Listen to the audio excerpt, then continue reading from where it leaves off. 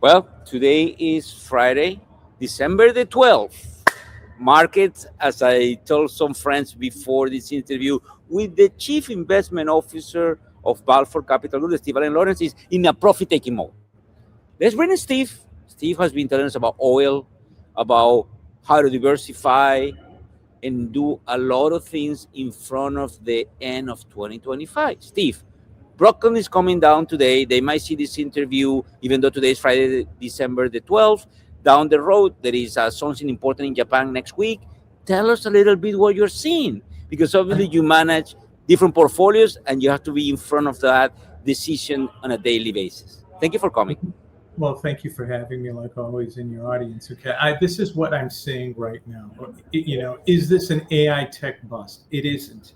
All right. A lot of these companies, for example, Broadcom, came off even though they beat earnings and expectations. So it's actually an opportunity, all right, to buy it. Okay. The same thing with Oracle. All right. Oracle's got backlog in orders, and the stock has been hit. But you can't own too much of anything. But I can tell you definitively that the AI engine is really here. I mean, it is in play. There's a lot of expansion in it, and there's a lot of capital being spent because we're seeing the speed of the AI right now. And the other sectors, okay, you've got interest rate decisions next week in Europe, all right, and we know come the 15th, 18th, the world somewhat shuts down until the new year. But you expect a tremendous amount of volatility. You might see the Bitcoin go down to 87, 86 before it rallies back up.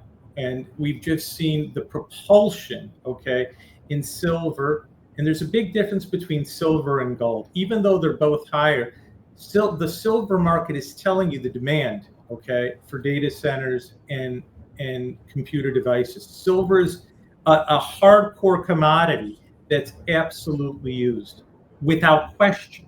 I mean, without question. Listen, you mentioned something about the Bitcoin. And a couple of days ago, I got actually the honor of interviewing another members of your team, Johan Boss.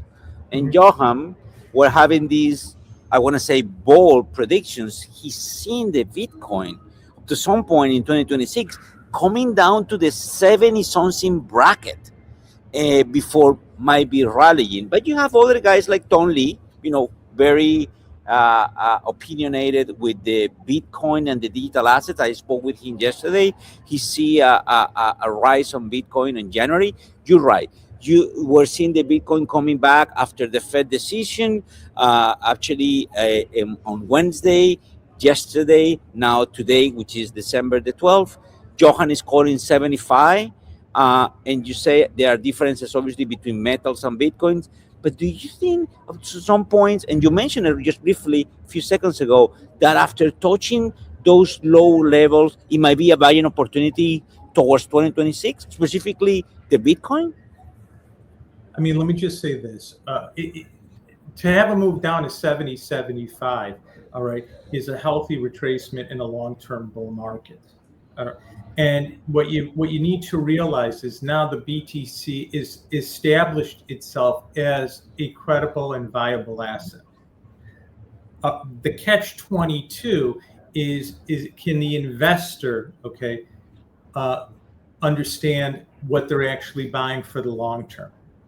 If someone's going to own a BTC for a week, you might as well, you're gambling.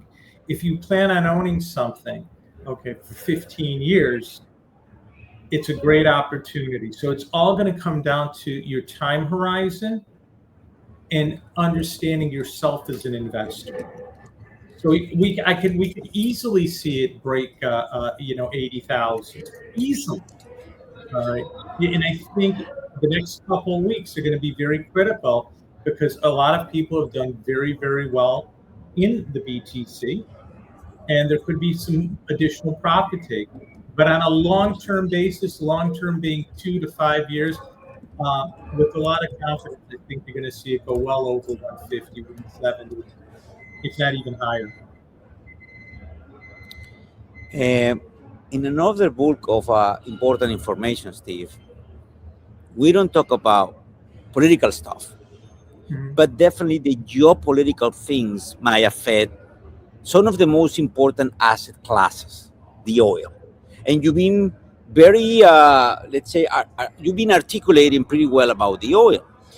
We have this problem between Russia and Ukraine, but now imminently we might have a decision where the Marines might going to enter into Venezuela, which is the country with the biggest oil reserves in the world. And I'm not neutral because I'm born and raised in Venezuela before I migrate here to the United States.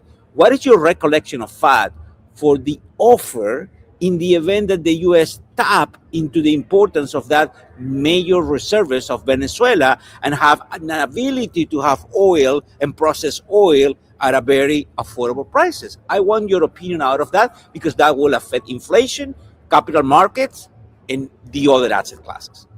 Well, I'm still in the school that there's still a period of inflation. Okay. And we saw a couple of Fed presidents, have a dissenting opinion from the balance of the Federal Reserve. The key to understanding oil, in my opinion, you could have all the oil you want, but you have to be able to refine it. It's a very complex industry with the refining business. And it's all about how you refine the oil.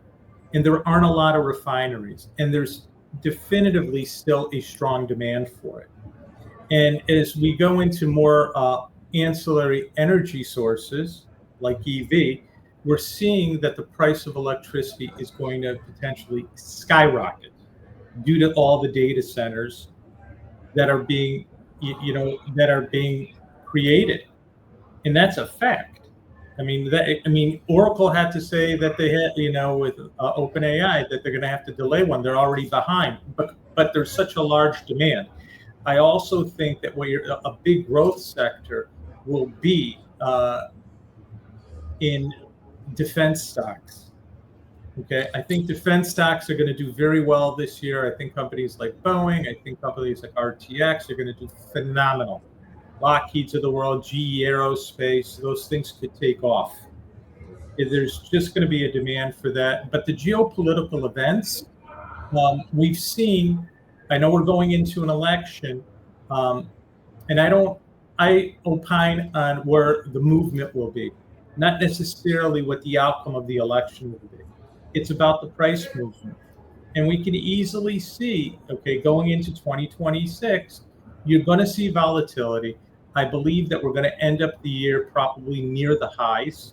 I mean, we actually hit the all-time high today on the Dow, and as we speak, the Dow's down 106. That's nothing. At one point, it was down 400, and it was, we had 1,000-point range today. So, there are buyers that are coming in to the market, and that's what I believe. And the market's actually telling us that right now. Steve, to finish the interview, I'm going to change the topic completely because I want this interview to be remembered. I want to say thank you to you. Something happened for me this week. Again, today is December the 12th. I interviewed Jim Cramer in the floor of the New York Stock Exchange, and I want the audience that are seeing this interview between you and me today, the 12th, realize that you were the first person ever that says you are the Jim Cramer in Espanol. I was able to tell that to Jim Cramer. It was a great achievement for me. It was a drink. He's my role model. But I'm going to say thank you to you. And that for me is important because it's a recognition that you has been a visionary and actually making sure that you execute and you help everybody, including all you've been doing with our own value proposition and everything. Thank you for that. I want the audience to know that, and a recognition. My hats off, Steve. Thank you for that, please. And believe me, I think that you're more than just Latin America. You're a true crossover. In today's world, it doesn't matter what type of language you have. The facts are the facts, the ideas are the ideas, and the execution is the execution. So there are no boundaries, whether it's Latin America, Asia, Europe. The world is one, and knowledge is knowledge.